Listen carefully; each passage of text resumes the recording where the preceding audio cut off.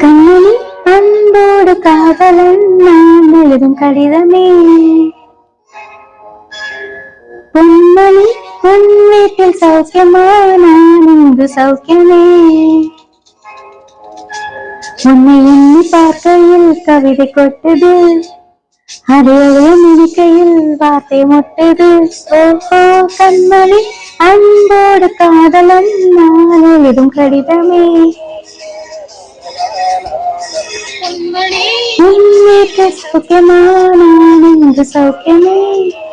என்னடா கண்மணி சாங் பாடிட்டு இருக்கேன்னு பாத்துட்டு இருக்கீங்களா? ஆமாங்க, புதுசா ஒரு புக் படிச்சேன். பேச்சு வழக்குல நம்ம சொல்றத ஈஸியா அண்டர்ஸ்டாண்ட் பண்ணிக்கிற அளவுக்கு, ஈஸியா கான்வர்சேஷன் பண்ற அளவுக்கு, சொன்ன உடனே பா அப்படின்ற அளவுக்கு ஒரு லவ் ஃபீல் புக். இந்த புக் காதோரம், ஆசிரியர் ஜெயகணேஷ் எழுதியிருக்காங்க இந்த புத்தகத்தை. ஆக்சுவலா இந்த புக்ல என்ன இருக்கு அப்படின்னா, ஃபுல்லாவே காதல் கவிதைகள் தான். ஆனா இது ஈஸியா நம்மளால புரிஞ்சுக்க முடியும். சில கவிதைகள் எல்லாம் படிக்கும் போது ரொம்ப ஆழமா அதோட அர்த்தங்கள் நமக்கு டக்குன்னு புரியாது. ஆனா இந்த புத்தகத்துல ஈஸி டு அண்டர்ஸ்டாண்ட் அப்படின்ற மாதிரி, அதுவும் இந்த காலத்து 2K கிட்ஸுக்கு ஏத்தாப்புல எல்லா வரிகளுமே பேச்சு வழக்குல இருக்கு. அதாவது உன்னைத்தான் நீ பாரேன், உன்னைத்தான் டி அப்படின்னு கூப்பிடுவோம் தெரியுமா, அந்த மாதிரி பேச்சு வழக்குல எல்லா கவிதைகளுமே இதுல இருக்கு. ரொம்ப படிக்க படிக்க இன்ட்ரெஸ்டா இருந்துச்சு. காதல் அப்படின்றது ஒரு விவரிக்க முடியா அழகியல். ஏன் அதுக்கு ஒரு டெஃபினேஷன் உங்களால சொல்ல முடியுமா? கண்டிப்பா முடியாது. யாருனாலையுமே இதுதான் காதல் அப்படின்னு சொல்ல முடியாது. ஆனா இப்படி வேணா சொல்லலாம். எப்படி அப்படின்னு தானே கேக்குறீங்க? அதாவது ஒவ்வொருத்தவங்க பார்வை நோக்கத்திலையும், ஒவ்வொருத்தவங்க வாழ்ந்த முறைகளையும், ஒவ்வொருத்தவங்க பார்க்கிற விஷயங்கள் மூலமும் அவங்க இதுதான் காதல் அப்படின்னு சொல்லிட்டு ஒரு வரையறை கொண்டு வந்து வச்சிருப்பாங்க.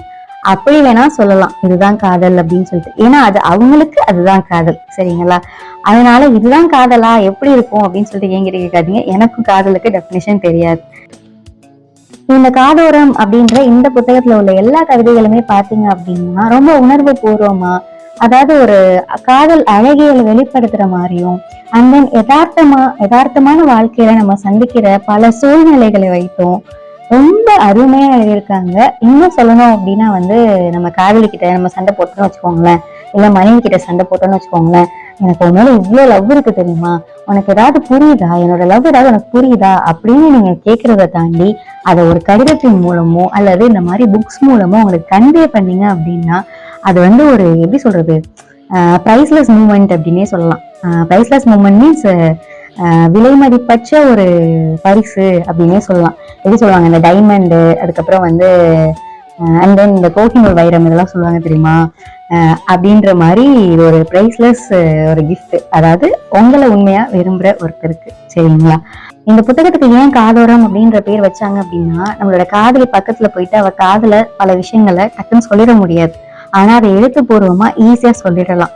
அவ படிச்சு புரிஞ்சுக்கட்டுமே, நம்ம சொல்லி நம்ம அதுல பதட்டப்பட்டு ஒரு டென்ஷனோட போய் சொல்லி அதெல்லாம் தாண்டி நம்ம அந்த அழகியல, அந்த ஒரு அழகான ஒரு உணர்வை ஒரு புத்தகத்தின் மூலம் கடத்துறதுக்காக தான் இந்த காதோரம் அப்படின்ற இந்த புத்தகத்தை ஆசிரியர் ஜெயகணேஷ் வெளியிட்டிருக்காரு. இன்னும் சொல்லணும் அப்படின்னா, இந்த காலத்துல ஆன்லைன் காதல், லாங் டிஸ்டன்ஸ் ரிலேஷன்ஷிப்பு, அதான் தொலைதூர காதல்னு சொல்லுவோம்ல, இவங்க மலேசியால இருப்பாங்க, அவங்க சிங்கப்பூர்ல இருப்பாங்க, இவங்க தமிழ்நாட்டுல இருப்பாங்க, அவங்க ஆந்திர பிரதேஷ்ல இருப்பாங்க, இந்த மாதிரி, சரிங்களா?